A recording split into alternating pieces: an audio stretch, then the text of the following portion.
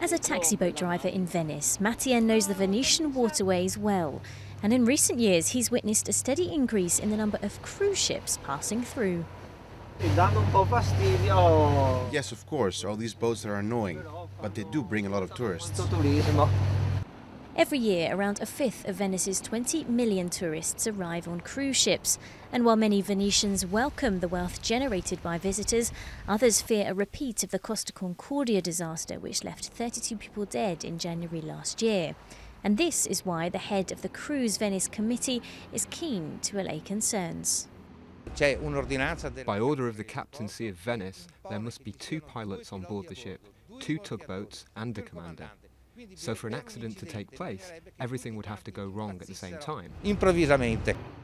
Safety concerns aside, others bemoan the environmental impact of the cruise ships. According to certain reports, one stationary liner produces the same amount of pollution in a day as 15,000 cars. Sono completamente fuori scala. These boats are totally disproportionate, but they say this argument is subjective. The real problems are the destruction of the laguna, of the banks which form the streets, and of the foundations of the palace. But the flip side is a rich one. In 2011, the cruise ship sector generated €536 million for Venice's economy, according to the European Cruise Council.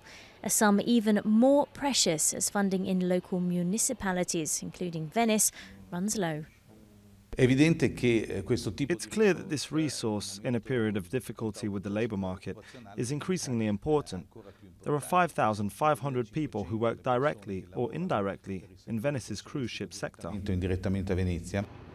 A possible compromise could be to limit the number of cruise ships that visit Venice. A recent international petition was presented to the Italian government, signed by some of the art world's leading lights.